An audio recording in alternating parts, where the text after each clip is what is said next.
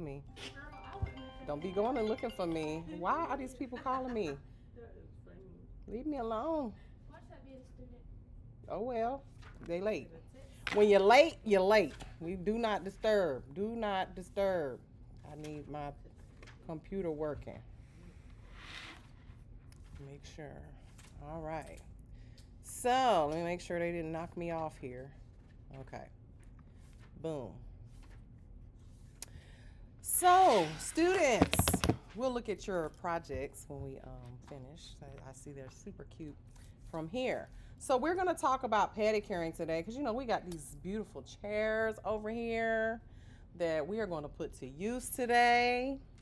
I hope none of y'all are foot averse, okay? Because I will admit that I definitely was foot averse for a while. I was like, ew, I don't want to do feet. But I can tell you this, and Shayla can tell you this because she's working now in a salon. Pedicures are going to pay your bills in the beginning when you don't really have clients, because you can't really you can mess up a pedicure. Right. Let's not lie about that. You can definitely mess up a pedicure. However, it is it's super easy, okay? It's like a manicure, but just on the feet, okay? And yeah, feet aren't great. Not everybody has great feet, you know, but I mean, I can tell you this. I don't know where your hands been, but I know where your feet been. Most of the time. Some people nasty. Some people nasty. Look, the hands are a whole lot nastier than the feet, okay, when it comes to what people put their hands in and on, okay? So let's talk about it. Like I said, we're not going to spend a whole lot of time on this subject because we did already talk about manicuring in the last couple of weeks, and pedicuring is very similar to manicuring as far as the steps and the things that we use to pedicure, okay? So what are we going to talk about today? Well, first of all, we're going to talk about why you need to learn this, obviously. We're also going to talk about different equipment that you need to do pedicuring services, the difference between some of these particular pedicuring bowls and things of that nature. We'll talk about some different implements. We already talked about a bunch of single-use implements that are very similar to what we use with manicuring. And then we'll talk about professional products. I brought some professional products today that you probably never seen before because, you know, we've all seen, you know, the pedi in a box and stuff like that. And those are professional products, but I mean more products that are more based towards certain problems that clients might be having with their feet, okay, that you can definitely upcharge clients for. We're going to talk about the steps that you need to start a pedicuring business, as well as the benefits of certain massages, okay? Certain massages that you can do on clients that you shouldn't do on certain clients, especially like pregnant ones with high blood pressure, diabetes. These are all important things that you guys need to know.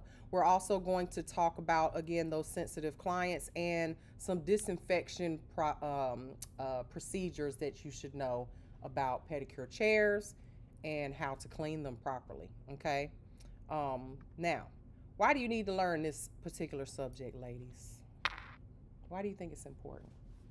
Are you planning to do pedicure? Because you're probably like, I ain't gonna watch this. I'm not even interested in this subject because I don't plan on touching nobody's feet, right? That's usually how it goes. I don't really care about this subject, so I'm gonna go to sleep.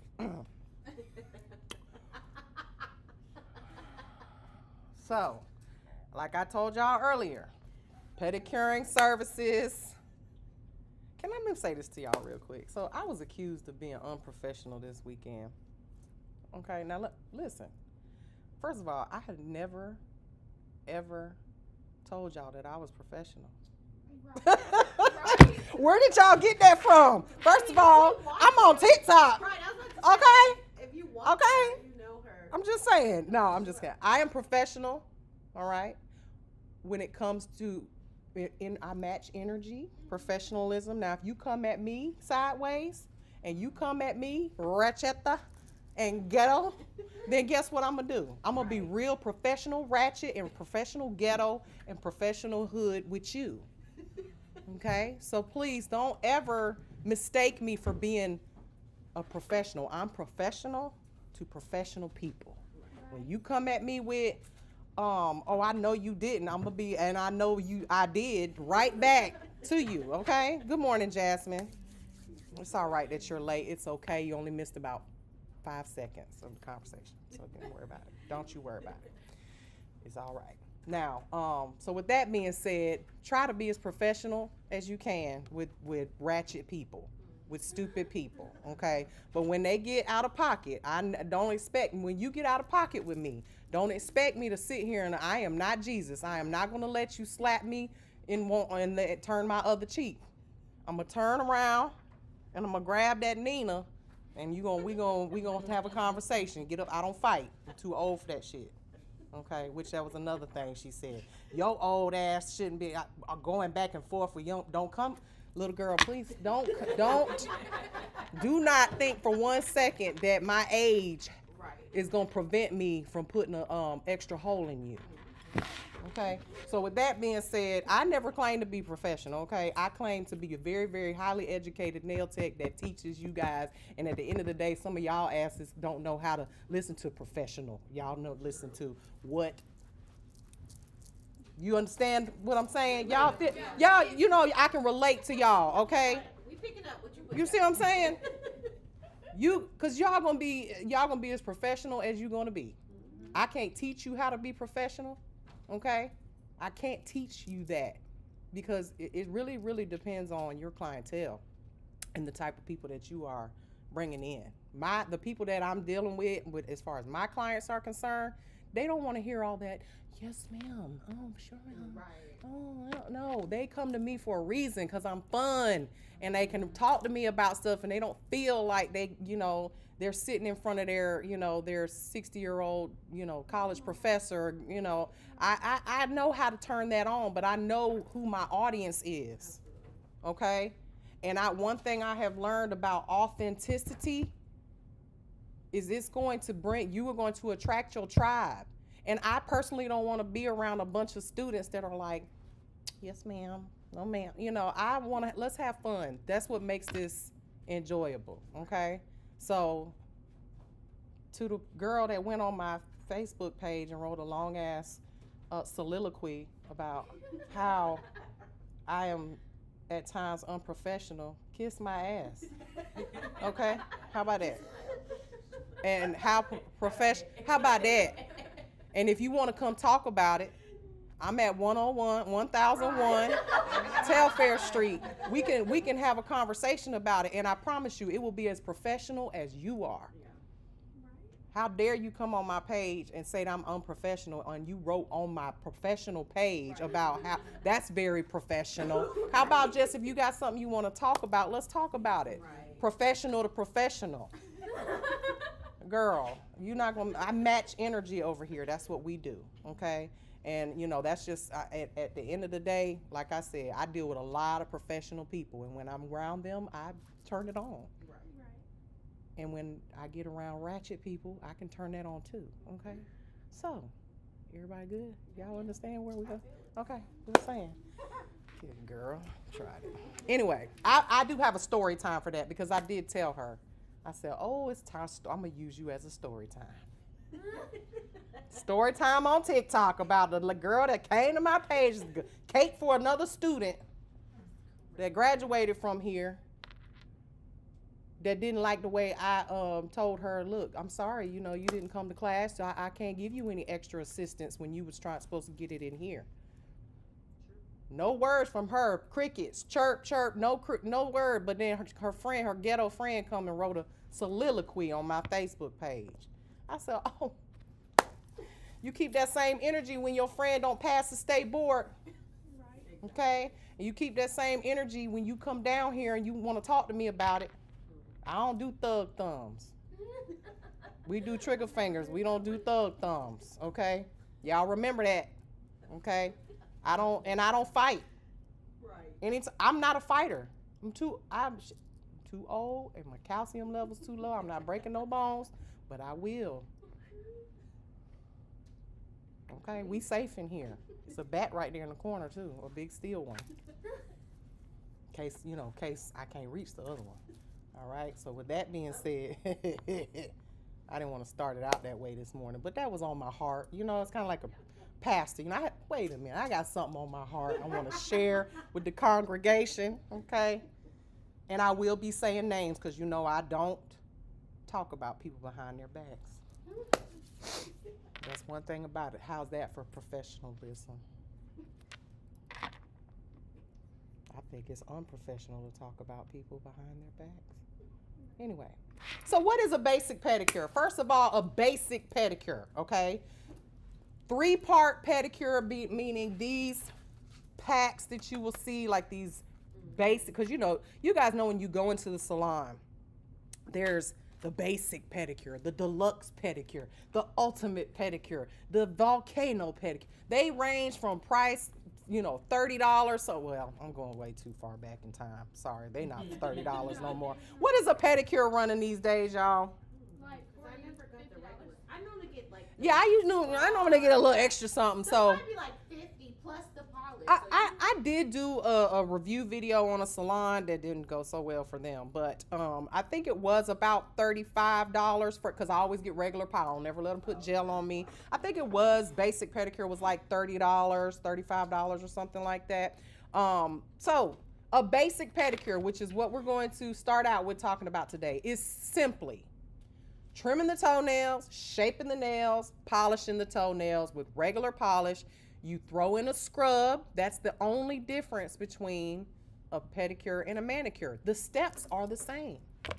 Okay, now you're going to throw in that scrub somewhere, all right? And at the end of the day, it's your decision where you want to throw it in. Hopefully not at the end after you polish the toenails, right? There's some things we have to kind of think about. And then also a leg massage, okay? That is what a pedicure consists of, a basic pedicure, okay?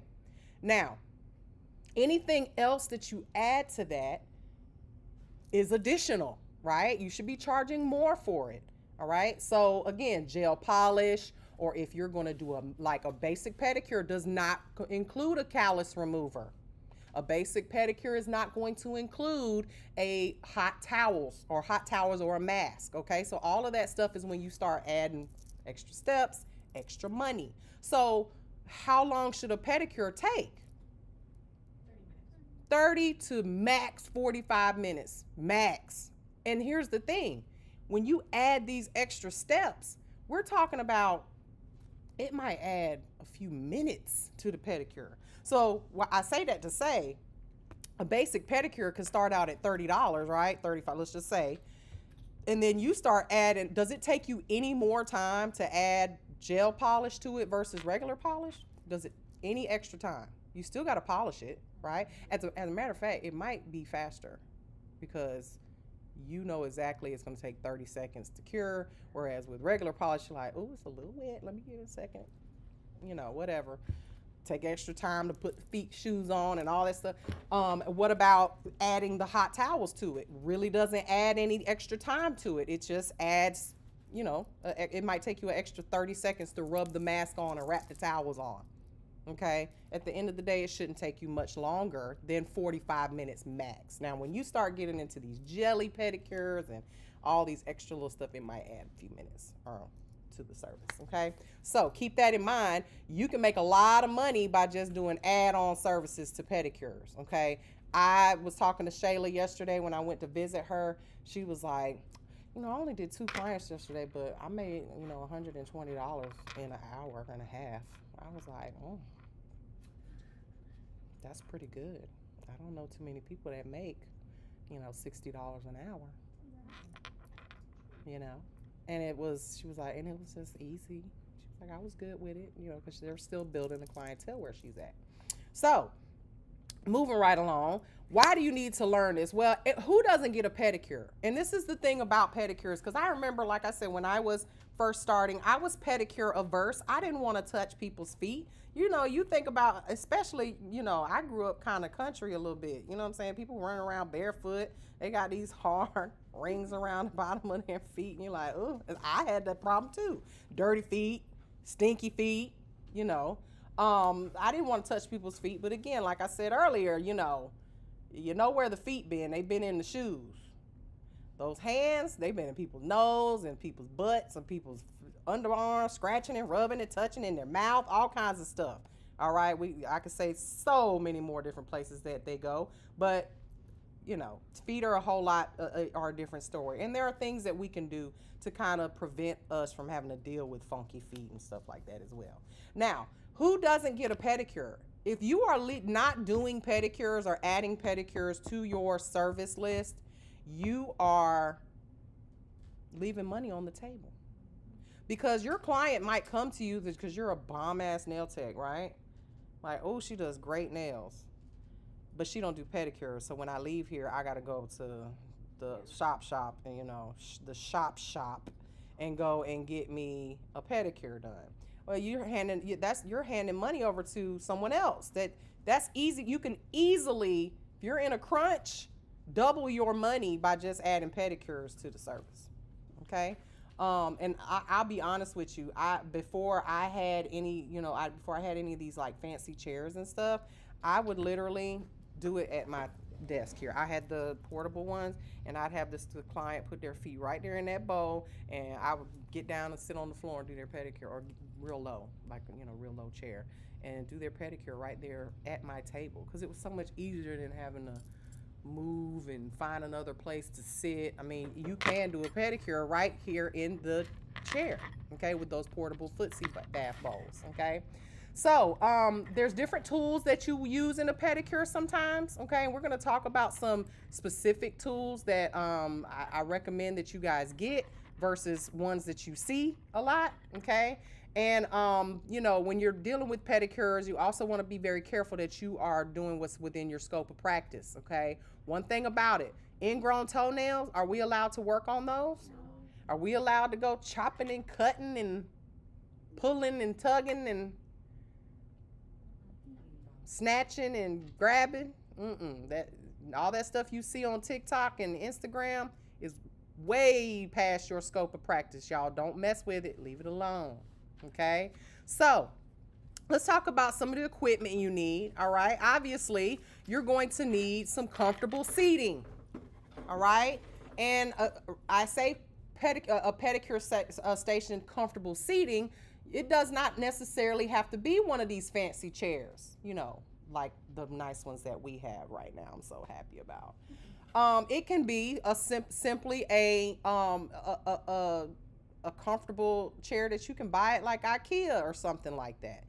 Obviously, you want it to be something that you can keep clean, because it is clients do want to bring their food and their drink and their touching stuff, and then they get wet. Just make sure it's something that you can wipe down and make sure that it is sanitizable at the end of the day, okay, or washable. Now, where you put your chairs is going to be important. For instance, these chairs, in order for me to have them, I had to have a wall built back here behind them. You can't see it because it's so beautifully covered. I paid a lot of money for that little wall. But there's plumbing back there that's hidden so that the water can drain out and go down into the sewage system, and also water to come in. All right. So if you're going to get one of these fancy chairs, you need to make sure that you have the plumbing to do it. All right. It's not as simple as just, oh, I'm gonna buy one. You're just gonna have you a nice big sink to wash your dishes in and massage chair if you don't have plumbing. Okay. Because that's all that is basically a fancy sink. Now, if you don't have plumbing, if you don't have the ability to put plumbing in your particular area, say you are in a suite, or maybe you are, you know, illegally doing nails at home and you want to do pedicures and stuff, you're going to have to make sure that you get a chair that is comfortable for the client to sit in. It can be anything. It could be this chair I'm sitting in. Now that's, please don't be, bless you, please don't be charging $80 for a chair pedicure that's in a chair like this. Okay, be reasonable. Let's be reasonable. Okay, I mean, do what you want to do, because people, it depends on what the client's actually getting, right? You know, you might be doing a damn good job on that pedicure in the chair.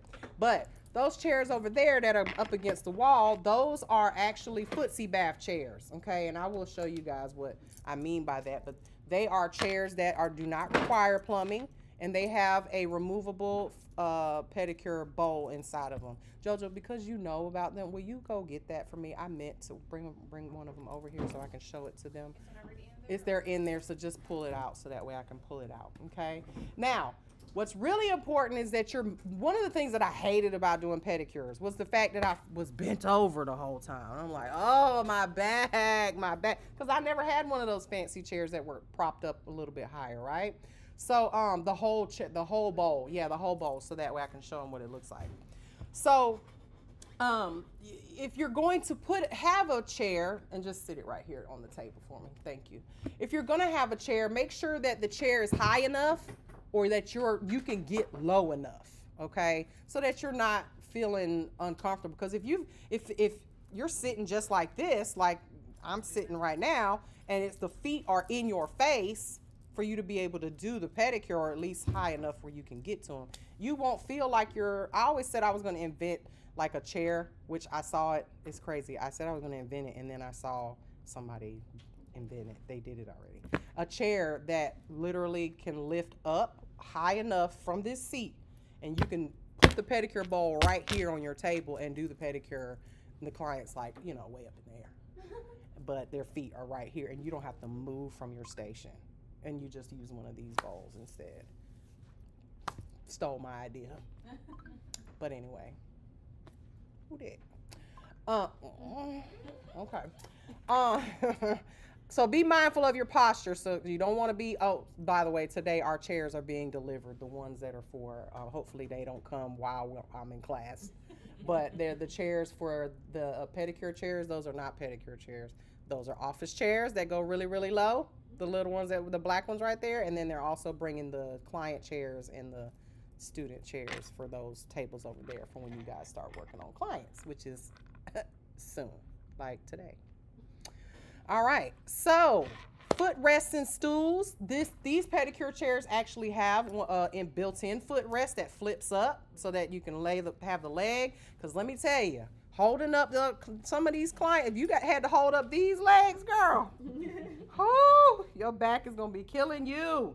All right, and so you want to have something that you can prop the client's leg up. Also, they make these things here. Okay, these are really great, and you can use these for arms as well. Okay, so now that we have those, I was just going to take these off the cart, and we can use them when clients, because they want to put their hand on something for you to rest the hand on. But these work great for also the foot. Okay.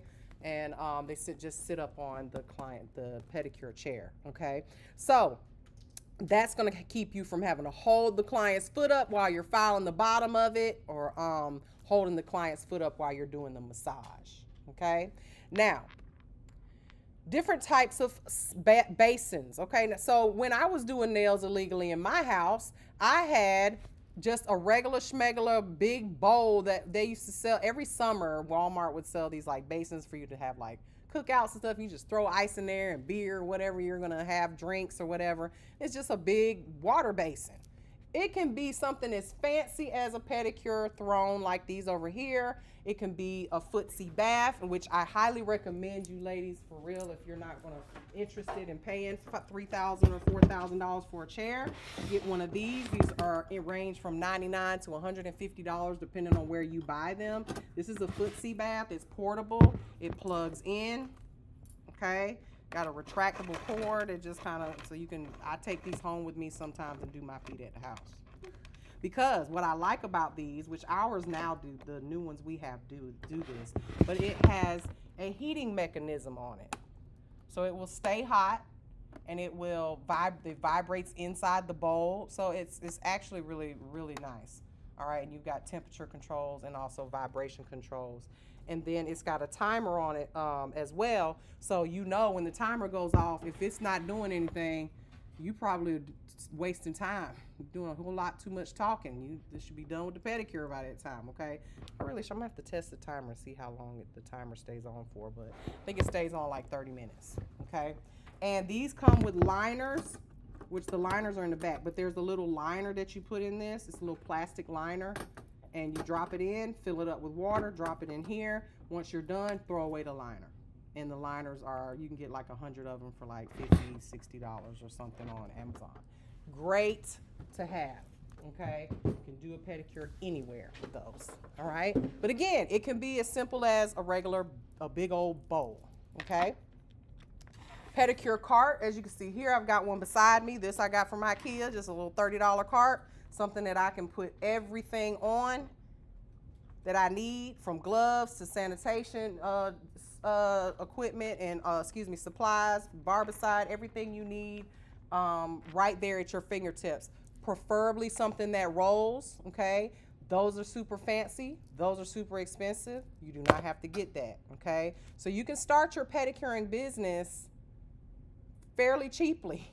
Okay, you do not have to go and spend a whole lot of money. All right, now again, having wheels on it is going to be helpful, and also something that you can sanitize and disinfect very easily. But you know, get what you can afford.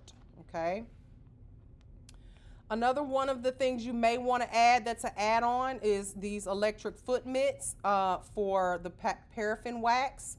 When you get ready to do paraffin wax, you can do that on the feet as well. Everything that we can do to the hands, we can also do to the feet. Okay, so it helps with, you know, again, this is an add-on service. So this is something that you can add $10 extra for, and especially if you're doing a gel polish, you can just put it on at the end of the service, let them sit there for a few extra minutes, charge them $10 extra. Okay. A pedicure, I can tell you, one of the most expensive pedicures I ever paid for, by the time I was done with it, was almost $200. And it didn't take her an hour to do everything. So, you know, that's like the super deluxe jelly volcano / paraffin wax CBD pedicure that has an extra 15-minute massage and all of that stuff like added in, you know, hot stones, callus remover, all of that. Okay. So it can be done. All right. And, you know, you can charge what you want to charge. People will pay. They will pay. They will pay. Okay. Now, again, here's your paraffin wax treatment. Please, please, please don't dip people's feet in the paraffin wax directly into the paraffin wax. Like I said, we will have a demonstration on paraffin wax one day. We won't be dipping people's feet in it. You will see how that goes. All right. Now, here's another add-on service that, again, will make you some money. I love a hot stone pedicure. Okay. And the way you heat, first of all, make sure when you're choosing these hot stones, you got to make sure you're choosing the right kind. I'll get to that on the next slide.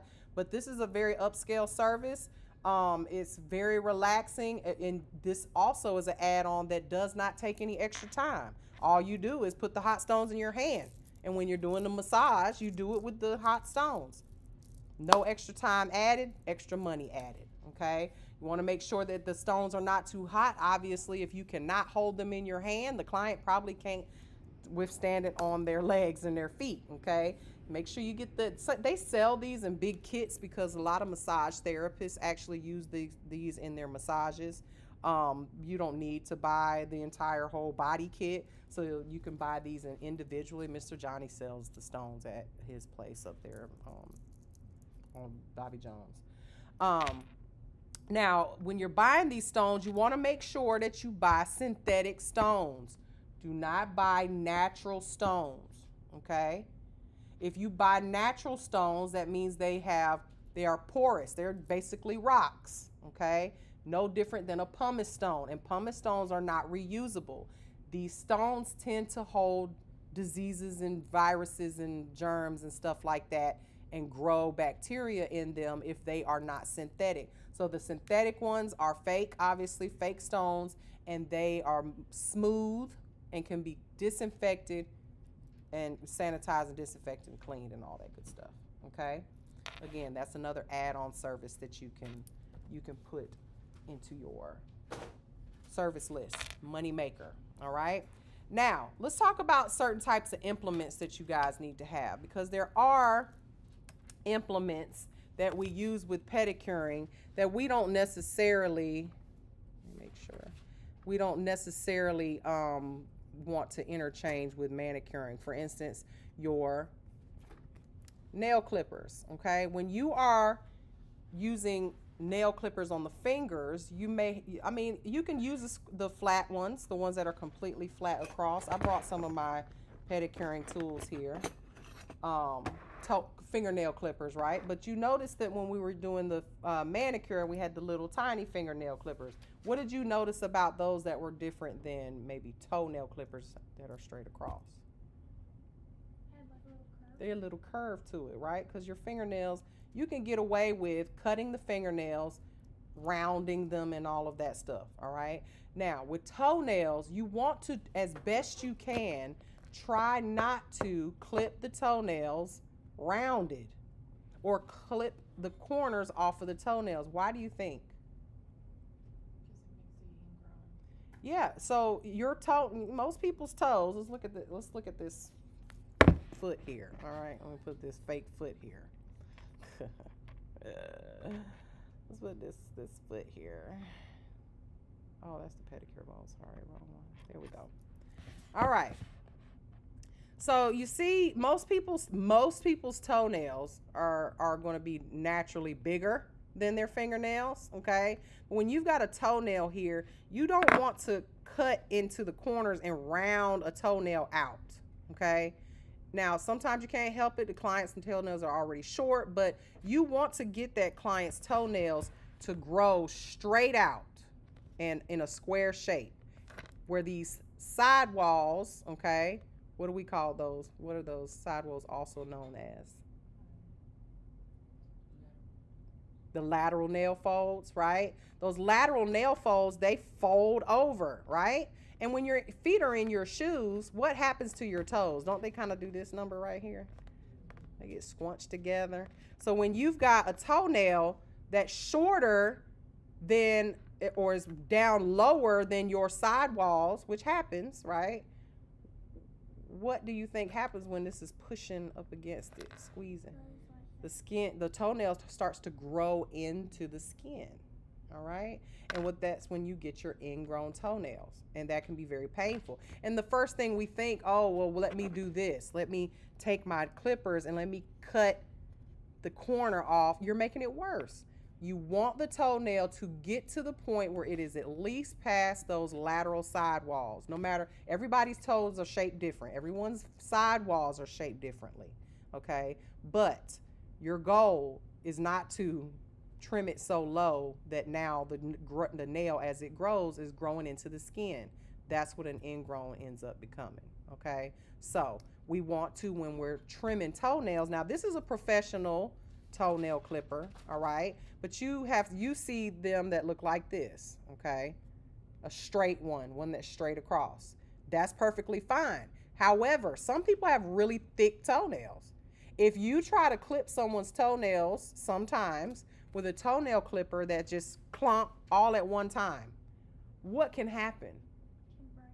And does it always break straight across? No. Sometimes it will break. Sometimes it will, if you just nip it straight across, it will break downward or at an angle that is painful, especially if they're thick. This happens with thick toenails. So sometimes it's better to have one that's kind of like a cuticle nipper, but these are much stronger, okay? Your cuticle nippers can't handle somebody's toenails that are super thick sometimes. And then you can kind of chip away at it gently straight across. Notice that these are completely straight, all right? So these are a great type of tool to have for clipping toenails.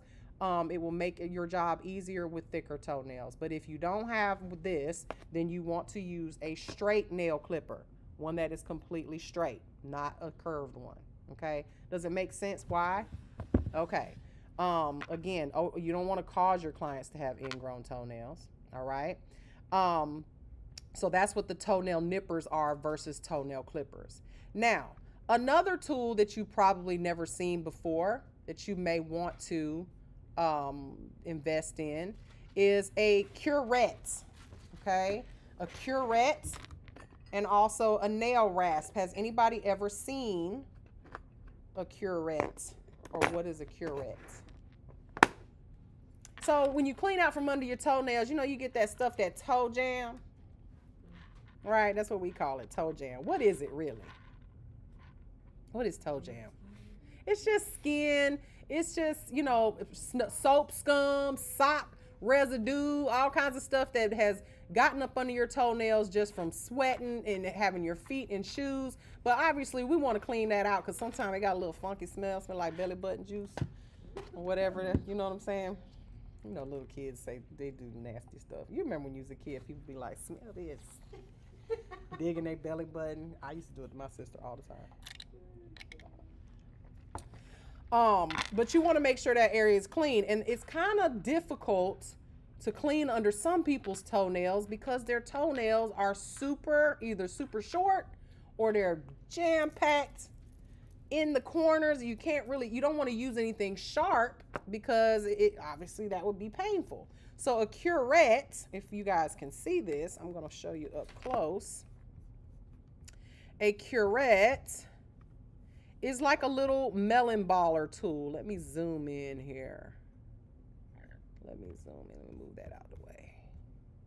It looks like a little, y'all know what a melon baller is? Those little things when you're like doing fancy watermelon, carving out a watermelon or whatever. Right, so it's got a little round edge here on the back of it. So when you go to get up under someone's toenails, what you do is you scrape up under there and see this soft backing or round backing is going to keep you from injuring the client. Okay? If you want to see, you got to go to my YouTube. Make sure you subscribe. Link in the bio. All right.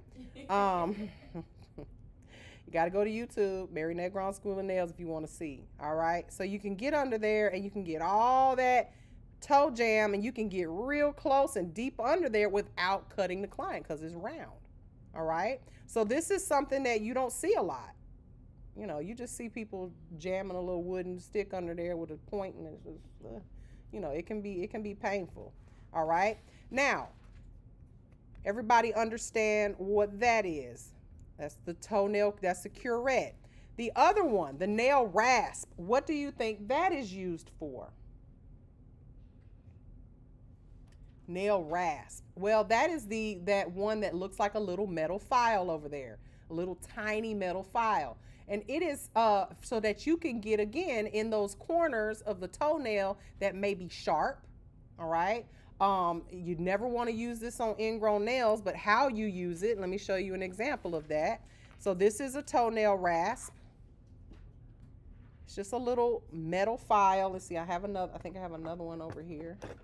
Maybe it looks a little different. This one is, you know, this one has a curette on one side and a rasp on the other. This one is just a double rasp. One is more straight.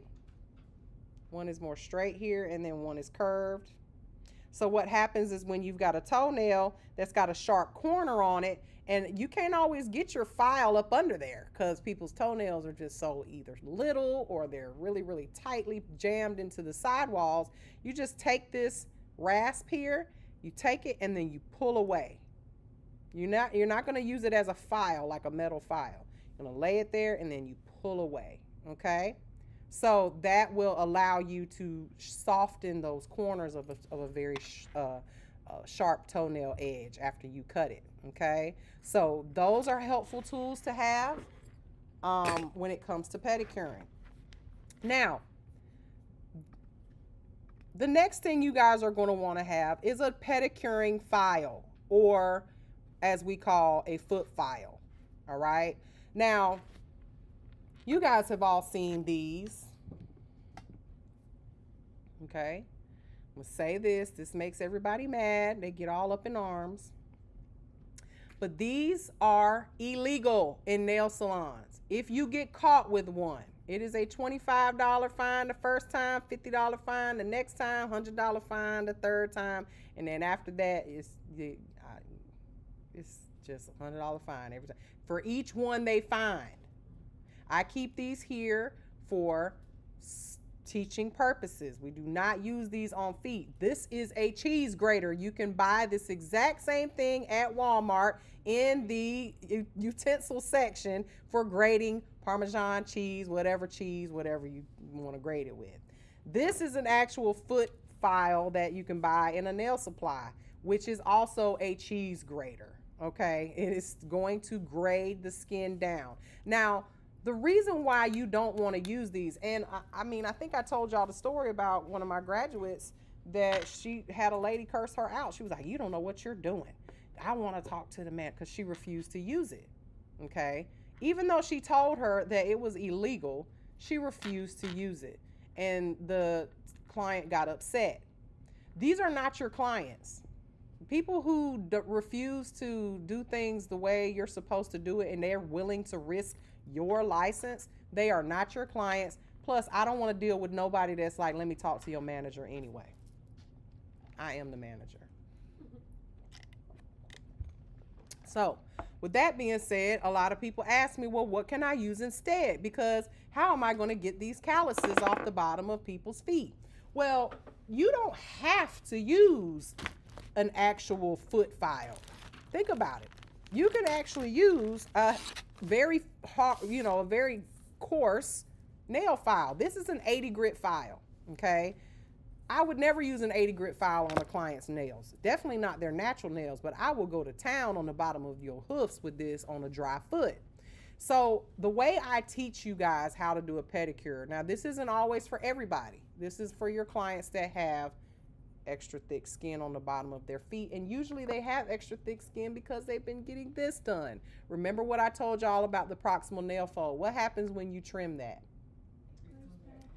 It comes back thicker, harder, darker. The skin gets, it continues to grow back. Well, what do you think happens? Because your skin, just because it's calloused does not mean that it's dead, okay? So when you start hacking into it, yeah, you're getting that, some of that skin is dry and dead, but how far do you go?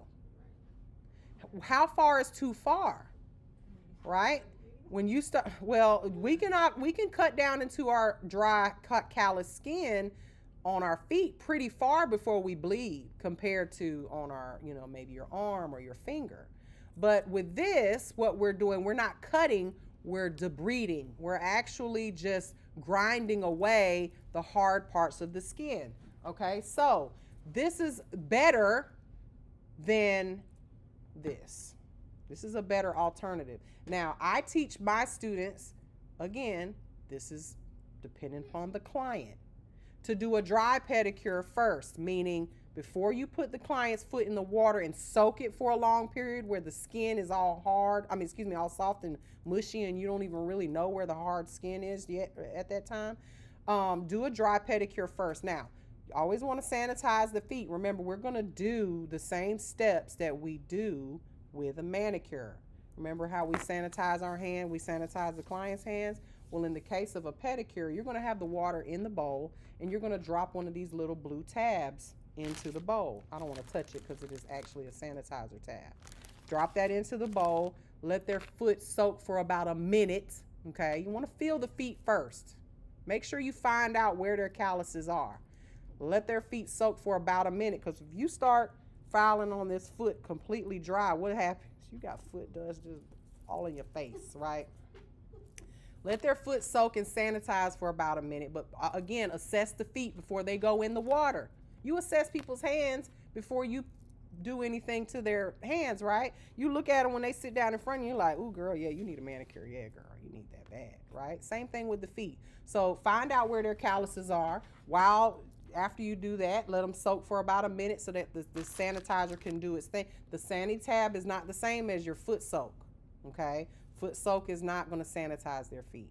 So you're going to put that in there, then set up for your pedicure, come back, do the filing of the foot first. Clients will look at you crazy. Again, I went to see Shayla yesterday, and she was like, I do pedicures on people in here, and they look at me crazy all day. And then when they get up, they're like, my feet have never been this soft ever. Because if you address the callus beforehand, then you don't have much to work on after. And plus, you've already filed down most of the hoof that needs to go. That rim around the foot, it's already gone. Okay, and then they can enjoy the pedicure, the soaking, the massaging, the scrubbing, and all that. And their feet end up soft at the end, instead of waiting until it's all wet and then you can't really tell where the callus is. You go to hacking away with this, or even worse, those razor blades, Y'all seen them Credo blades? And then usually they put like a tray underneath you. You walk away, looks like that shaved Parmesan cheese. That is awful for your feet. Your feet come back harder and thicker. Then when you get up and you go home and you wake up the next morning, your sheets are all toe up and they got runs in them because the bottom of your feet. Got to go buy some more shoes. Or they hurt or split. They're tender. Yeah, and that you should not be having those problems. So I teach you guys. Now again, some people get pedicures. They don't have a single callus on the bottom of their feet. Their feet are soft. Don't do it. Do it to the people that it needs to be done to, okay? So another thing that you may want to invest in, because this is an investment, okay, is a stainless steel pedicuring file. This is my favorite file. It is by Center for Beauty, CJ Center for Beauty, Angel Feet, okay? This is a stainless steel file. It will last up to 1,500 pedicures, okay? It's disinfectable, sanitizable, and sterilizable. It can go in the autoclave, okay? So if you're not using implements that can be thrown away, stainless steel are the best way to go. I told you guys that about the manicuring. So if you look at this file, you'll say, okay, well, ain't it the same as the cheese grater? Well, you see the cheese grater has little razor blades on it, okay? And it will cut you, all right? This, if I zoom in here, let me see how close I can get. Well, that's as close as I can get. Let me just make sure it's focused. If I zoom in here, you can kind of see that these are like little diamond, they look like diamond shapes. This is the coarse side, and then there's a fine side, okay?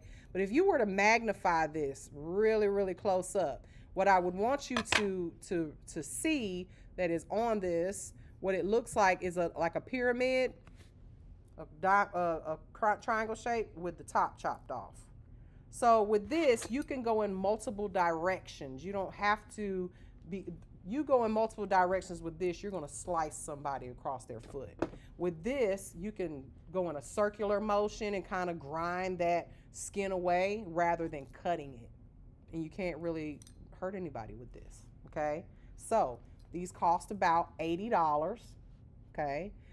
When you go to the shows, she usually has them on sale for buy one, get one free, or $50 a piece rather than $80 a piece. And you would want to have as many of these as however many pedicures you do a day, okay? Invest in your products. Or you can do the alternative, which is throw away stuff, okay? But, you know, these cost about 50 cents a piece. You just do what's best for you, but just make sure you're doing it the clean way, okay?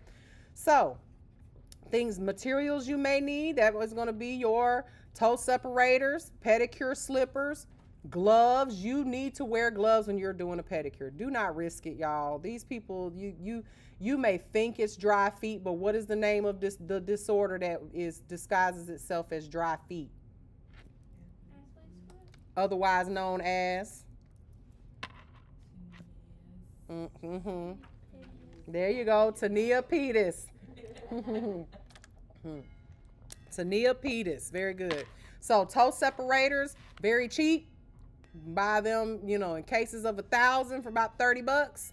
Pedicure slippers, those are pretty cheap. Only thing about it is they last from the pedicure chair to the register. And the clients try to walk around the mall in them. I don't know why they do that. So I highly recommend you, especially if you're doing pedicures with regular clients that you know, tell them to wear some flip-flops to their appointment. Is the best thing to do. That way they don't ruin their toes if they're doing regular lacquer. If it's gel polish, they can slide their feet right into their shoes, obviously, okay? Gloves is a must. Now, let's talk about some professional products that you guys may want to invest in, okay? So, foot soaks. What are the foot soaks for, okay? Now, I showed you the Sani tab, which is the little blue tab that I want you guys to use when you're messing around with people's feet. Obviously, some people are going to show up with their shoes on. They've been wearing them all day. They might have a little funk to them. They might have a little, dirt on them or whatever.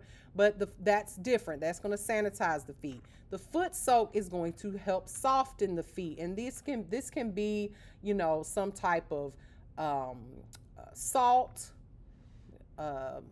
It can be a liquid. It can be literally anything, okay, when it comes to the foot soaks. However, it's like a bubble bath sometimes, all right? Just depends on what brand you're using. They can come sometimes in a little tab that dissolves when you throw it in, okay? So just make sure that whatever brand you're using, you know how those products work, okay? Now, they also can be designed to cleanse the feet. Remember, sanitizing, disinfecting, and cleaning are different things. So if someone has, a little bit of dirt on their bottom of their feet, the foot soak is going to help you get that off, because it is a cleanser as well. Now, the scrub, which again, these little things are so convenient. These little packs right here, they make it like dummy proof, because it'll literally have step 1, soak, okay? Put that in there. Step 2, scrub, and this is a sugar scrub. So a sugar scrub, it could be a salt scrub, sugar scrub, whatever. It's just going to have a little grit to it. That's going to help you remove the dry, flaky skin that is on the client's legs and also their feet, and then also help you remove the callus with the pumice stone. Now, one thing I want you guys to know the difference between the foot file and the pumice stone are two different things. This is not designed to like fully remove callus, all right? It is actually a polishing tool.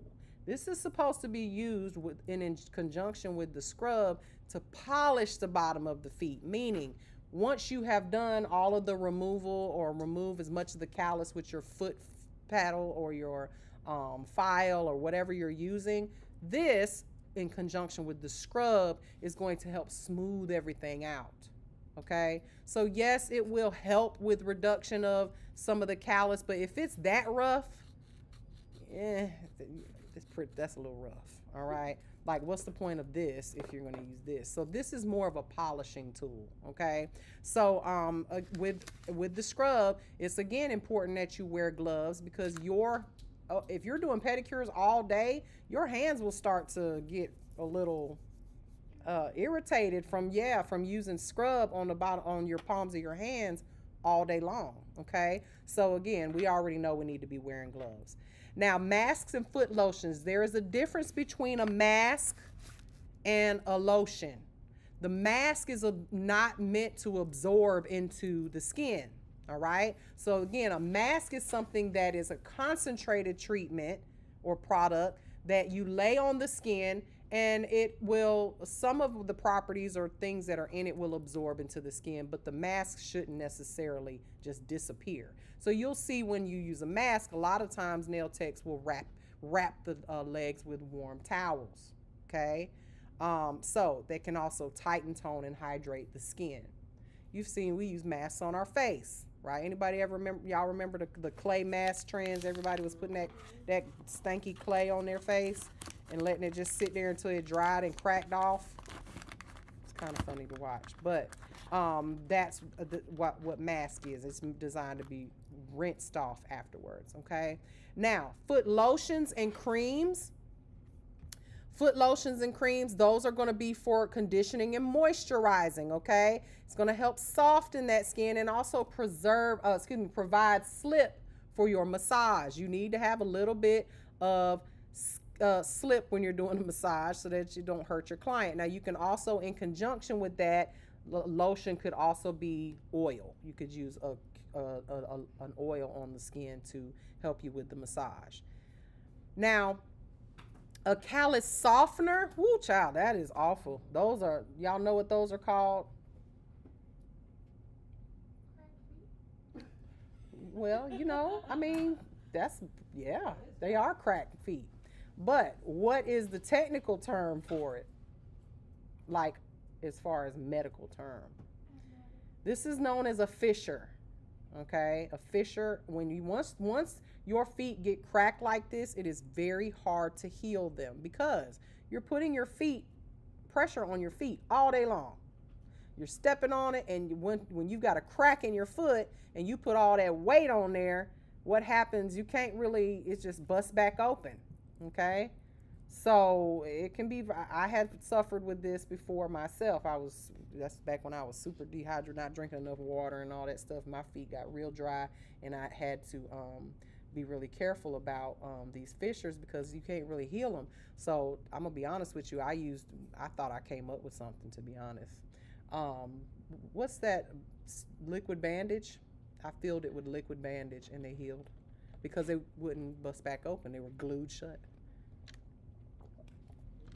I was like, ooh, I just came up with a treatment for fissures. But callus softener. So let me talk about that quickly. A lot of nail salons are using callus softener in the most incorrect way possible, okay? Here's the thing about callus softener. I don't even really allow y'all to use it in here because I'm so afraid that you're going to hurt someone with it. So a lot of times you will see these nail salons, they just take the callus softener, they just put it all over the foot, then they just let it sit on the foot, dry, maybe even a dry foot, not even a soaked foot, and then they just rinse it off, okay? Callus softener can literally put a hole in your skin.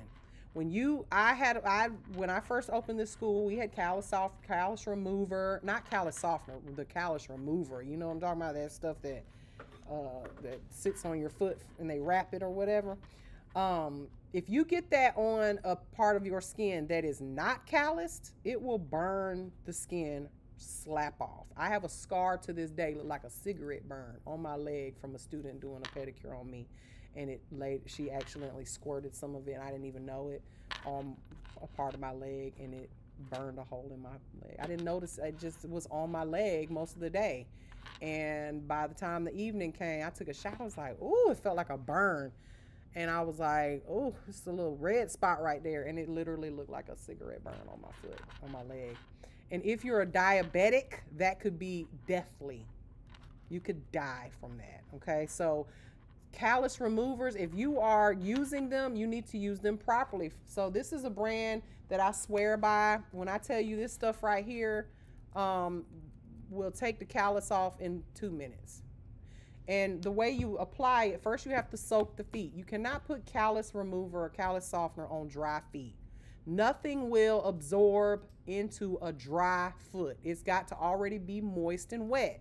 Right? Think about it. You get a better result from your lotions and your creams when you get out of the shower when your body is still moist or your face is still moist. Okay? I always put my daily lotion on my face when it's still wet so that when it dries, it goes into the skin. So this in particular, the way they teach you how to apply it, you've soaked the foot, you've already done the foot soak and all that stuff. You apply this directly to a little small, like a lint-free wipe, and apply it to the callus area. Let it sit on there. Then you wrap the foot with, and this, I know y'all know what this is. This is like movers use this, but this is the best thing to have on your pedicure station. Because when you get ready to wrap that foot, you just wrap it around. Look, I knew they was gonna deliver that stuff while I was teaching. Hello, how are you? You so early. I knew you was gonna come early. Will it fit through the door? If not, you can just set it outside the door and we'll get it. Yeah, I know you're not supposed to, but you can bring it to that front door, can't you? Yeah, just bring it to the front door. You ain't gotta unload it. Get you to sign in front of the bottom here. I sure will. You got a pen? I do. Of course you do. We gonna be picking up. Y'all gonna be. I said I'm gonna have enough students here to help me pick it up. Hold on, where I'm supposed to sign? Down. No, Down. back over. Sign front. Okay. There's that. Yeah, it means you get to use them today when you do your pedicures. All right, thank you so much. On people. All right. Thank you. If you can just put them as close to the door as possible, that would be great. I appreciate it. You can slide it through the door, that would be better. No, it's two of them that have booked the client. It's a husband and wife booked the pedicure today. So we can still do it to ourselves too, like last time? Yeah, and I think we've got by 1 o'clock we'll have senior students here that can get them too. So, yeah, y'all gonna be doing pedicures today. So you never want to use a razor, callus, shaver on people's feet. All right. I knew they was gonna come while I was teaching. I wonder why they cannot bring it inside. Is it so hard? Listen, I got into a whole. I said I want to talk to your manager. Cause these chairs were piled up taller than me. I was like, sir, how is that? I said, how am I supposed to? He said, well, you should have hired some movers. I was like, first of all, who knew that you wouldn't even be able to that they would have fit through the door, but their little pallet puller thing was wider than the door. I said, why would y'all have a pallet puller that is not smaller than the door? He was like, well, we usually deal with people who have warehouses. I was like, well, this is a nail school. I don't have no warehouse. And I was like, let me talk to the manager. He was like, well, and then he told me straight up, he was like, well, ma'am, we can take it back to LA if you want us to, and then you're going to have to pay to ship it back another $600. I said, you can just leave it right outside that door. And I'm going to write a Yelp review. I ain't never write it. But anyway, I pretend to be a Karen, but I'm really not. All right, so let's talk about how we're going to establish this pedicure business. Now, remember, I told you can do things really cheaply. You don't have to spend a whole lot of money, all right? But if you want to upgrade your services, instead of buying these, because these are about $2 a pack, $1.99, and then maybe they get a little more expensive as you get to the deluxe and the ultimate, which again, these right here, it'll tell you 3-step. This is a basic. When you get to a deluxe, I think that's a 4-step. And then the ultimate will be like a 6-step, which includes the 4-step has a mask included in it. The 5 and 6-step will have the callus remover and softener in it, and the mask and whatever extra they have in there. I think this one right here this one was like a 4-step. It had mask was included in that one, and then step 5 was this the massage lotion. They do all that extra stuff. See that ain't too bad. Those are small. We can get those down. Them pedicure chairs was 1,000 pounds a piece. He said our insurance won't allow us to help y'all move. I said, well, will your morals and standards allow you to help me move it in here? As a man, I'm just a little woman. I'm just a little girl. You can't help me. He was like, no, ma'am. I was like, pretty privilege did not help me that day. Okay, so this is my favorite pedicuring products to use. This is LCN. This is an entire system. Now you'll notice this is my personal. I use it on myself. I do not use it on clients because it is $99 just for the system. But this has what's called urea in it. Okay, urea is this particular pedicuring system here by LCN is specifically used for people who have dry callous feet, or maybe they have cracks and fissures in their feet. Urea is a product that will help heal the feet from the inside out. Okay, you may get prescribed a prescription when you've got these types of problems that has a 10% or 20%, 30% urea. This is a 10% urea product, but Footlogix is another company that I like to use because they have a whole product line that has a product for everything. For instance, you might have a client that has stinky feet problem. They've got a foot spray for it. Then you can retail this stuff to your clients. You can say, hey, you do this on you and then send you home with this, spray it on your feet every day. By the time you come back, your feet ain't gonna smell so bad. That kind of thing. They've got tons of different, so Footlogix is a really good product line if you want to add those into your service. So for instance, if I was gonna do basic pedicure, I would have this basic pedicure. But if I get a client sitting in front of me that has like hoofs, I'm like, girl, you might need to do the LCN pedicure. Yeah, it's $60, but I got this product that I can retail to you for you to take home, because then you can send them home with this, which is a urea spray that they can put on their feet every day when they get out of the shower while their feet are still wet. And then by the time they come back to you, their callus problem should be somewhat healing. Okay, so you don't really have those retail products with these more basic over the counter, as you would call them, pedicures, okay? You have to be a professional to buy these. You cannot buy this product if you're not a professional nail technician. They won't sell it to you. Of course, there's a black market for everything. I'm sure you can probably find it on Amazon. Who knows if it's real or not? I wouldn't trust it, but professional lines, you have to be a professional to buy them, okay, and retail them. Let's see. When you're interacting with your clients, it really depends on your salon, style. You may have a salon that's booming music and it's whatever, you got TVs going and all that stuff. Yeah, talk to your clients. They're already in a loud environment. But if you have a nice, soft, serene spa type of ideal place where clients want to just relax, there's no kids allowed, and seem like they may not want to talk to you while they're getting a pedicure. I always like to let the client lead me. If they're not talking, I'm not going to talk either. I'm not going to force you to talk to me. I have had plenty of silent appointments, and I enjoyed them myself, to be honest, because I didn't have to, be fake. And how was your day? Are you married? Do you have any kids? If they don't want to talk, don't talk, You can offer refreshments when clients come in here. I expect you guys to offer them refreshments, right? You guys, ask them, do they want some chips or a drink or something like that? Yes, they got to pay for them. They are not free, but offer them to the client so that they have something to snack on while they're getting their service done. Try to keep the conversation professional.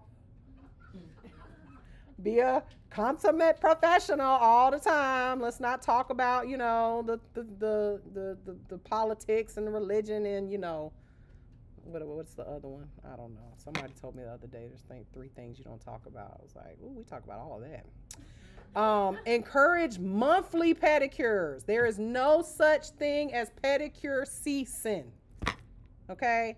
Don't let these clients tell you, oh yeah, I only come during the summertime. Well, guess what, ma'am? We're going to have to charge you a little extra. So, listen, put it like this. My lawn care guy, he expects me to let him cut my grass all year round. Well, guess what? I'm not doing that.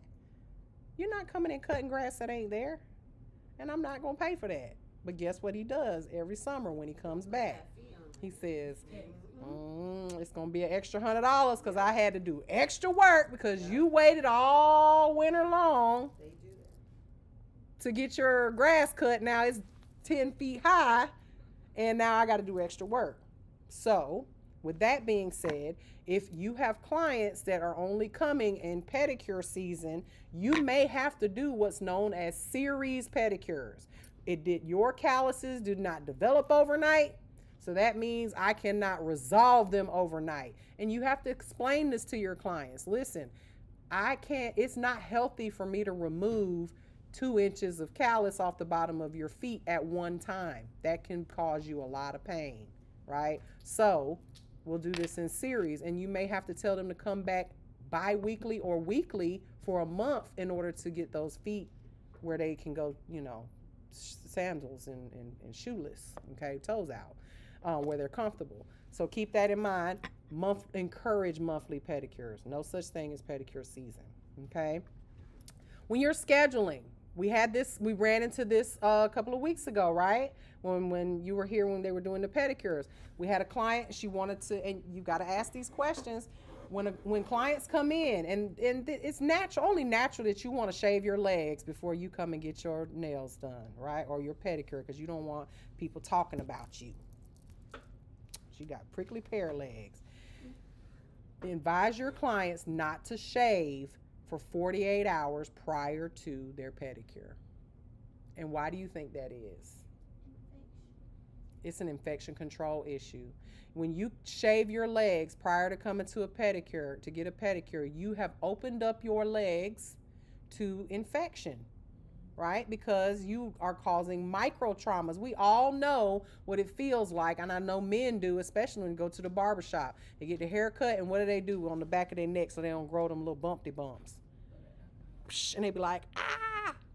Men do it when they put their aftershave on. It's like, oh, it's burning. Same thing. I promise you, if you put alcohol on your legs after you shave, you're going to feel some tiny little micro traumas that you caused by shaving your legs. So you technically, and this is a state board rule, This is not my rule. This is not Milady's rule. This is a Georgia State Board rule, and I'm assuming every other state too, that you are not allowed to provide services to a client who admits that they, shaved their legs in the past 48 hours. That does not mean you have to refuse service. That just means that you may do a dry pedicure. You may not involve any of the scrubbing on their legs and things of that nature. It can cause irritation if you put all that on there. And you don't want clients blaming you because they done broke out in a rash because they shaved their legs earlier that day to come straight to get a pedicure. I know it's, we're ladies and we don't want people, dealing with us on our hairy legs, but that's just part of it, okay? So you can offer a waterless pedicure or reschedule them. And we had to do this last week. Unfortunately, the lady wanted the mask, she wanted all that stuff, and we're like, and the student caught it, actually. Tasha was like, yeah, we can't do it. And I was like, what you can't do? She was like, she shaved her legs, Miss Mary. And I was like, yeah, well, we can't do it. I'm sorry. And she was like, oh, I didn't know. I was like, well, now you know. So we just basically just took her polish off and scrubbed the bottom of her feet and let her soak in the water, and that was it. Put her polish on. And so, yeah. So scheduling, as far as scheduling is concerned, make sure you schedule enough time in between each client to clean the chairs, okay? To properly clean our chairs, we have to spray them down with barbicide till they're soaking wet, and they got to be able to stay wet for 10 minutes so that this can do its job, right? So, and you guys have never seen anybody do that in a nail salon ever in your life.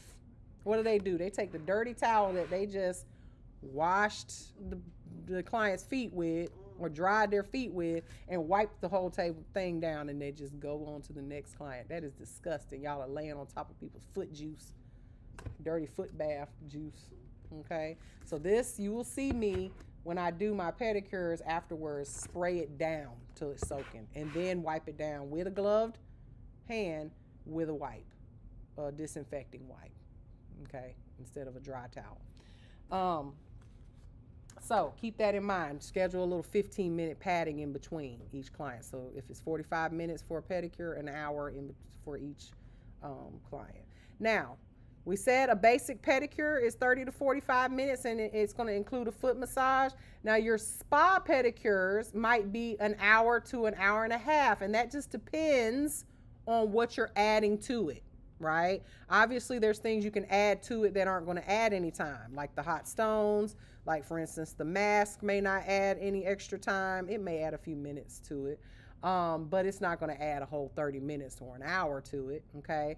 But depending on what you're charging this clients, for instance, the jelly pedicure. That jelly pedicure, any of y'all ever had one? Ooh, I love a jelly pedicure. People either love it or they hate it. They're like, ooh, this feels weird. Yeah. I love it. Have you ever had one? Feels like he's putting, I wish I could just get in my bathtub with it. They do it in the regular places. Yeah. But it feels like putting your feet in applesauce. It feels so good. But you want to soak for your client's foot in that for, a few minutes. So with that being said, that may add some time to it.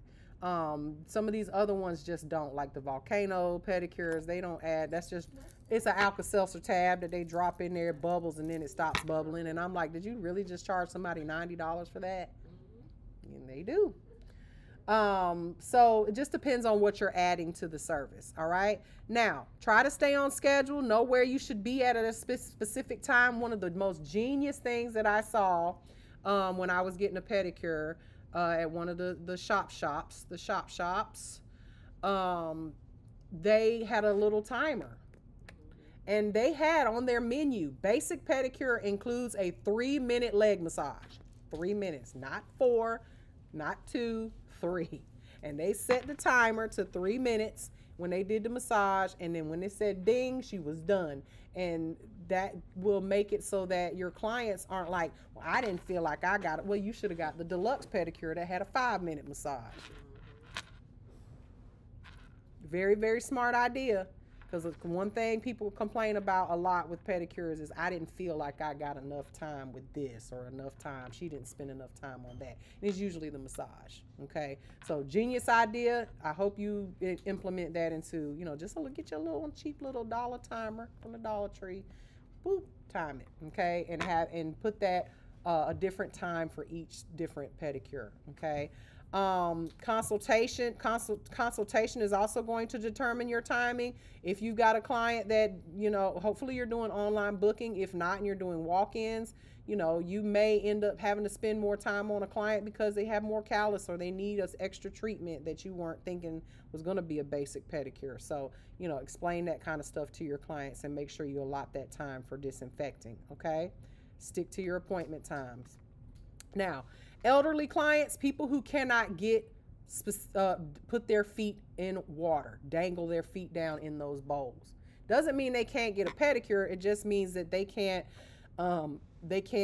have their feet soaking in a bowl of hot water. And that's going to be your clients with high blood pressure, low blood pressure, certain pregnant clients that are at a certain term of their pregnancy. I always tell my clients when they're pregnant, like, what did your doctor say? Did your doctor say it's okay for you to get pedicures? Because they'll usually tell them, if you're high risk or if you're 9 months, you can massage somebody right into labor, all right? And you don't want to be delivering a baby in your pedicure bowl. That would be bad. All right. So be careful just make sure that you're talking to your clients and consulting with them. Again, we talked about this a little bit before. In the chapter where we talked about nail disorders and diseases. Just ask your clients, hey, is there anything I need to know about health-wise about you before I do your services? Now, when it comes to spas, one of the things my friend Evie does, which is really, really cool, is she does packages, okay, with her pedicures. She'll say, I'm just throwing a number out there because I don't really know exactly how much. But she does packages where she'll say, you get 10 pedicures a year, $600. I do this with my waxing, right?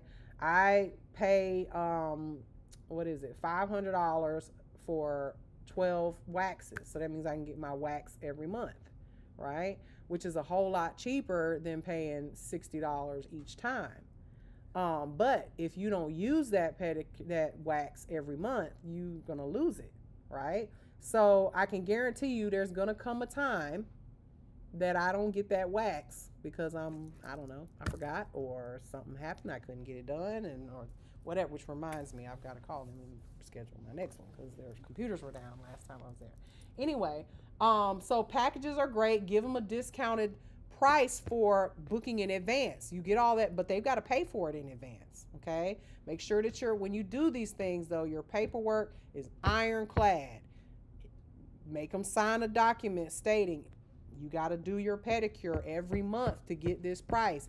If you do not, you lost it and it's non-transferable. No, you can't give it to your cousin. No, you cannot let your sister come and sit in your space. No, it doesn't work like that. You got to be very, very, very specific because people will try to do, when you offer discounts, you get discount people. And you know who those people are.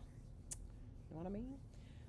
Or give them a free service, which is what I prefer to do. All right. We talked about our marketing when it comes to our holiday services and your themed services, right? Do the same thing with pedicures. Now, when it comes to massage, the massage techniques are very, very similar. Y'all remember the names of the massages that you guys learned with manicuring? What do they call? Y'all remember?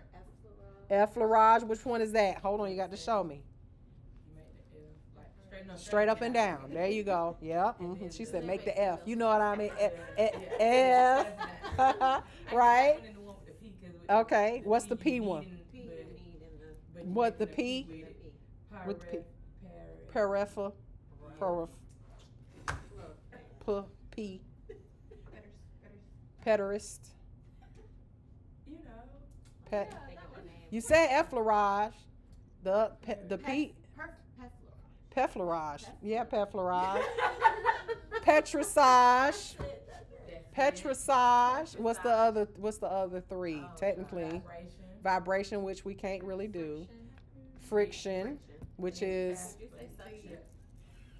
she started to.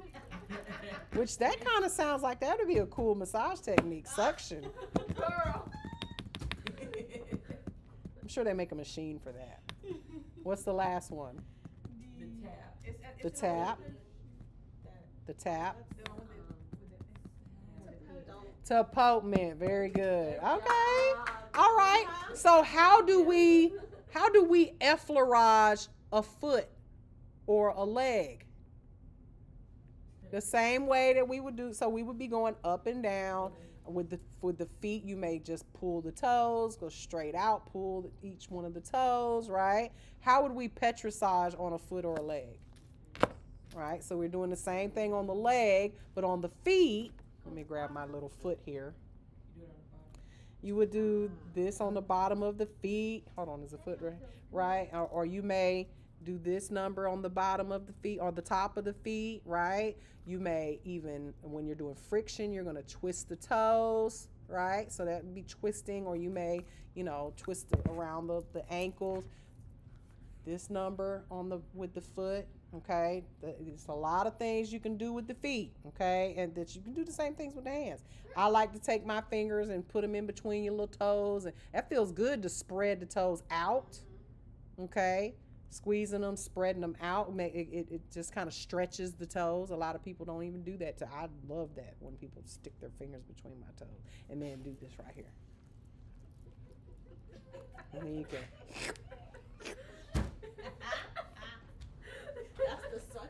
That's the suction one. Do not do that to your clients. Save that for your man or your woman or whatever they, them, or whatever you have. Okay? All right. So those are our massage techniques, right? All right. Now our bowls actually vibrate, which is really good. So you can actually do the vibration on them. All right. So pedicure massage is obviously for relaxation and stimulation of blood flow. So this is another reason why you don't want to do certain massages on certain clients that have certain medical conditions. We don't want to stimulate a lot of blood flow to someone who has high or low blood pressure. You may drop their blood pressure or elevate their blood pressure, okay? And again, like I said, pregnant people, you've made them go into labor, all right? Emphasis on the areas that give the clients enjoy. So a client might say to you, I really love when you put your fingers between my toes. Are you flirting with me? But they may also be ticklish. Okay? If you get the clients are you one of them? She's like, it's me. It's me. I'm the ticklish one. I was fighting for my life whenever she gave me that pedicure the other day. You was fighting for your life. She was fighting for her life. I'm telling you, Southern people, it's like British people. You be like, huh? Yeah. That's a whole nother language. It sounded clear to me. So. I mean, I get it. I say it like that too. Fighting for my life. So there is a way, or they say that this will help reduce the ticklish feeling, okay? So if you hold the bottom, see that pressure point in that picture there? If you hold the bottom, see my client ain't got no bottom of her foot, but if you just hold pressure there while you're doing other things, okay, it can help reduce the ticklish feeling. And that's because you're kind of like, it's kind of like when you're, we'll try it on you. It's kind of like my daddy. I used to say my daddy was a comedian. Can you tell where I get it from? I would be like, Daddy, my head hurts. He'd be like, well, let me just chop it off. It won't hurt no more, right? And then you'll complain about something else. Yeah, my finger hurts. Well, just chop it off and see if it hurts anymore. You won't have to worry about it no more, right? So if you take away if you put pressure here, they're more feeling that instead of where you're dealing with the other areas of their foot. Now, some people, I'll tell them, if you're that ticklish, please don't kick me in the face. Like, oh, you're all over the place. Just move on to another part of this. Okay, well, I see that you can't handle this. You're going to act like a little 5-year-old Jasmine back there with your feet wiggling the whole time. Oh, my God, on my feet. So let's just move on, move it right along, okay? But holding the client's foot a certain way will help with that, okay? Now, the sensitive clients, we've already discussed this, but there are clients that may not be sick, but they have issues with mobility. For instance, they might be in a wheelchair. Now, I will tell you this, please do not go picking up people and putting them in that chair when they're in a wheelchair. That is not your job. I don't care if you are a CNA on your part-time job. Do not lift anybody because you might drop them and then you are in trouble. Okay. Now, if they have a caretaker with them, someone that does pick them up and move them, that's a different story. Okay. Otherwise, there's no reason why you can't do a pedicure with them in their wheelchair in something like this. It's always good to have a backup. Because last thing you want to do is get in trouble with like the ADA people. Oh, I refuse service to a person in a wheelchair. Then, that's a whole nother issue. Okay, so have a little backup plan, something that you can do if they insist upon it. All right. You may also have clients that have involuntary movements. Then can you give me an idea of what I mean by that? Involuntary? Ooh, Tourette's, honey. I blame Tourette's on some of my outbursts sometimes. What's another one? Parkinson's, where people shake. Yeah, they shake uncontrollably. You really can't help that. You just gotta work with what you got. They can still get services. You may not be able to polish them very well. That may be an issue, but you can still give them a pedicure and a really good massage. All right. Clients with altered vision, they may not be able to see very well to be able to do their own feet. They may not be able to see well enough to be able to pick a color, right? So, just try to do the best you can with those particular clients. Clients with painful joints, if they have arthritis, you may want to not be so hard with the massage or move their joints a lot. They can still get pedicures. Hopefully, if the client does have a caregiver, let the caregiver do most of the manual work and stuff like that. And then also your clients with lowered immunity. Lowered immunity, what do we mean by lowered immunity? That low immune system, what are some things that you may be going through that would cause you to have cancer is one of them. Client might be going through chemo and a lot of times the doctors will tell them when they're on chemo not to even go out. Okay, but you will see them, they'll come out and they will, especially when they're feeling better, and it makes them feel better to go out. But you want to be very careful with those clients. Just, we're going to always do our infection control and make sure we're keeping clean, but we don't want to get those clients sick. So they may ask you to wear a mask or something like that while they're getting their services if you're not wearing one already. Okay. Now, you've probably seen those toe flossers. I've got them in my office. I don't know why I didn't bring them out, but they look like little tubes of cotton. You ever seen those before? Some of y'all use them the wrong way. You're using them to like separate the toes. Those things are expensive. If you're going to use that, use a paper towel. Separate the toes. You don't have to use the separator. But when we use toe floss, we use those on clients when we're doing our A&T services. We saturate it with alcohol, rub it all over the bottom of their feet so that if they do have an open wound, you're going to feel that. A lot of clients who are diabetic, this is an A&T service, when they're diabetic, they can't feel their feet. So they may not even know they have an open wound down there, and then when you put some alcohol on there, they're going to feel that, and then you'll know that they have an open wound, okay? So we want to be careful not to use anything sharp on people who are elderly, or diabetic, because just because you're diabetic doesn't mean you can't get a pedicure. It just means you have to be extra careful, okay? Put a lot of extra care into it. We don't want to nip anything. You guys shouldn't be nipping any skin anyway. We want to try to use fine grit abrasives with our files and things of that nature so that we don't cause micro traumas. And then also be very careful when you're clipping their nails. Don't want to clip too far, okay? Paraffin wax is sometimes way too hot for the elderly. No matter how cool you try to cool it down, their skin is very thin and very, very sensitive to heat. And then also with the massage, you might have to ask these little old ladies if they even want a massage. They feel some kind of way when you touch them in, certain places. They might say, no, I don't want you to rub my legs like that. especially male nail techs. Okay, I've often sometimes wondered how male tech. I wouldn't want to be a male nail tech doing pedicures today with all the Me Too stuff and all that. I'd be like, I'm good on the pedicures. Someone try to say you was looking up their skirt or something, or trying to take pictures of their legs and feet for purposes of selling it on OnlyFans or something. I don't know. I just I wouldn't want to be a male nail technician doing feet. Like, I went and got my toenails done for prom this year. Well, whenever I went, I had on like one of those athletic skirts, and of course I had the shorts on. You had one on last week. Oh yeah. Yeah, that was cute. Well, they gave me a towel to put on. Like they fully made me cover up. Yeah, I mean, I highly recommend that. Why anyone comes with an open skirt, I don't know.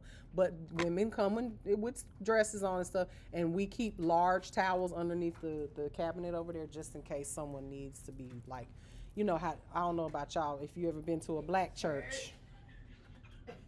Let me tell y'all my little church story, okay? So I got invited by the mayor of Augusta, the former mayor of Augusta. His wife invited me to come to church because they owned a church over there off Brown Road. And here I am, ain't been to church in a while. So I was like, I don't really have no church clothes, but I had a dress, right? So I wore the little dress. Now, mind you, yes, there was a little line of cleavage right here, just a little line. I ain't got no big old boobs, right? Just a little one. Girl, I was sitting on the front row with the mayor's wife. And that old lady came around there and she covered me up like, I was like, she was like, and I said, what's this? She said, it's a prayer cloth. Yeah. I said, well, what you doing that for? She said, I can see all your goods. You need to cover up because the pastor is going to be preaching. He's sitting right in the front and we don't want to entice the. I was like, I was so embarrassed. I was sitting there like this, covered up with a whole blanket, covered up.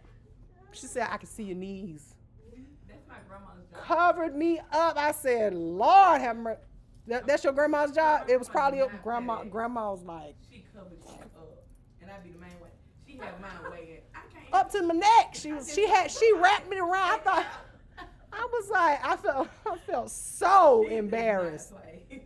She covered my ass up. I'd get up and leave if that happened to me. I was embarrassed and I was invited by it. I was like, what am I going to do? And I didn't feel like I was dressed inappropriately, but baby, she would probably, the mayor, she was laughing at me. She was like, she would have covered you up if you would have had any of your neck showing. Like what I'm showing right now, she would have covered me up. And I'm like, damn, what kind of church is this? I feel like a nun up in here. You should have told me. I would have just covered everything. Scarf and all. I know better next time. Bring a scarf, just in case, a cute one at least, because that thing wasn't even cute. It was just covered up like a blanket. But yeah, so I understand what you're saying. And if you do get a client who has their legs out or they feel uncomfortable, or they sit down and they're like, ooh, my skirt is a little high, cover them up, put a little something on their legs, okay? And then as far as our disinfecting practices, you will see here on the carts. Now, y'all see how neat these carts are? Y'all know how much time I spent in here these past 2 weeks. Y'all went to the beach. You know what I did? She was in here organizing. I was in here cleaning, organizing, getting ready for the state board to show up, okay? So this right here is a pedicure log. All right, you will see there's one on every pedicure chair in here. This is a log, and you'll see that there's, some signatures here. This is a log that basically says that you cleaned the chair, the day you did it, whatever time and signature, all right? This is really good to have when you have a very busy salon, all right? Because you can look back and say, oh, okay, well, this chair don't look clean. Who was the last person that used it? You may know who was the last person that used it. You may not. But this is not, I'm going to make sure it's clean regardless. I might even clean it give it a good wipe down ahead of time with a little disinfectant wipe or something just to be sure that it's clean. But, when you go to like Twin Peaks or whatever, I don't know why I said that. I don't go there like that. But you go into the bathroom and there's like a list that says who cleaned the bathroom and the date and the time, and you look at it and it was from 2 years ago. And you're like, when's the last time this bathroom got clean, right? That's some states require this. For instance, Florida requires it. All right. We have it because I don't think it's required by the state board. However, it is something that we teach, so I make sure we have it. Okay. So when you clean it, you try to sign it so that we don't look at it and then it looks like nobody's done it in 2 years, like that one right there. Plus, those are from the old chairs, so that's why it's like that. All right. So when we're disinfecting these bowls, now here's the thing I want you to know about our chairs. So our chairs are what's known as pipeless chairs. What does that mean? No pipes in the back? Well, there's definitely pipes in the back. You see them pipes back there? You see them? There's pipes. Actually, cannot see them. I hear so. No, I'm messing with you. There are pipes, and those pipes are the drain of the water, the dirty water going out, and then the clean water coming in. So there's a pipe in it for the water to drain out. What the old school chairs, which you very rarely find these anymore, they were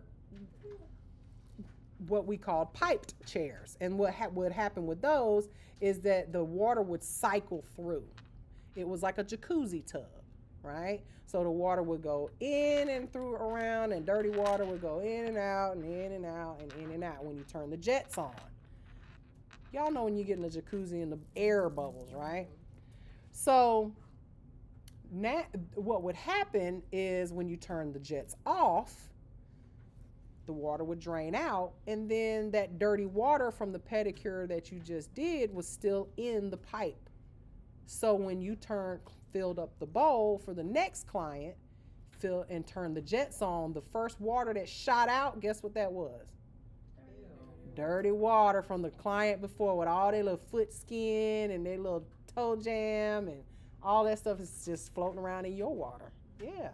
So next time you get a pedicure, make sure you look to see if it is a pipeless chair or not. And how will you know that? Olivia, go over there and grab me the little magnet. Okay? Because she got a pedicure done. She knows what I'm talking about. So now the chairs have this little magnet. Pull it off for me. Right.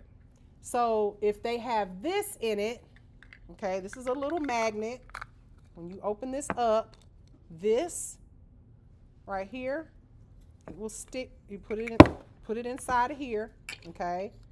And then when you close it, you attach it to the chair, and then there's a magnet inside the chair that makes it do this. And then water will spin out. It's like a little jet, right? This is sanitizable, disinfectable. So that bowl is literally like a kitchen sink. Clean water in, dirty water out. No recycling of water, okay? So here's the thing.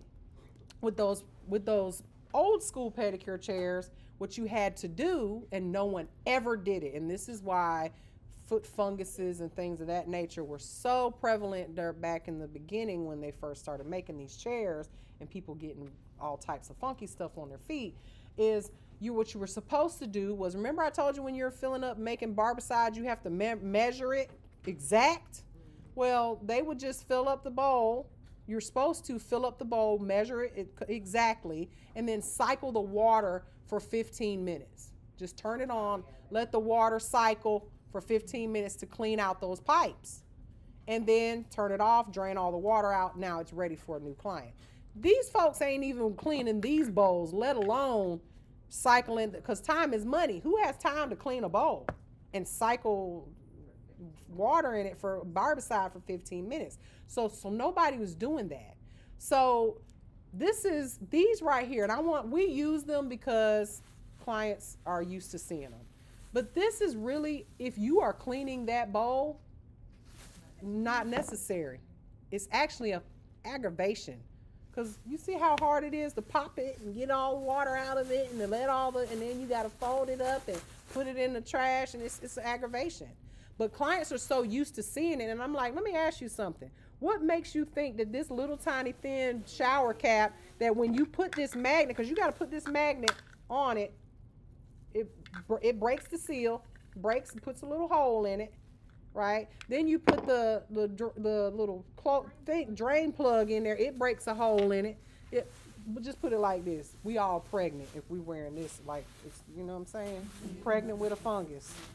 If that bowl did not get cleaned out properly, what good is it? So I actually don't even care about this. I want to see you clean that bowl. Okay? But these clients are so used to seeing these and they think that it's protecting them. It's really not. If they didn't clean the footstool that they rest their foot on, didn't the foot touch that? Didn't the client's hands touch the armrest and the remote and all that stuff? Guarantee you they had to touch their feet to get their funky shoes off of their feet to put them in that bowl. So you know what I'm saying? Your disinfecting is the most important part of all this. So these are cool to have, but I hate them. It's the aggravation, and as long as my bowl is clean, I don't even feel the need to use them. But you guys can do what you want, okay? So as far as disinfecting these bowls, we're just gonna spray everything down, let it sit, rinse it out, and that's it. Wipe it down with a disinfectant wipe, okay? Now, that is the entire pedicuring chapter, okay, that I am going to, that I have for you guys. Now, I'm going to demonstrate a pedicure because our first client is until 1 o'clock. So we should have about an hour to do that. And let me end this, this live real quick.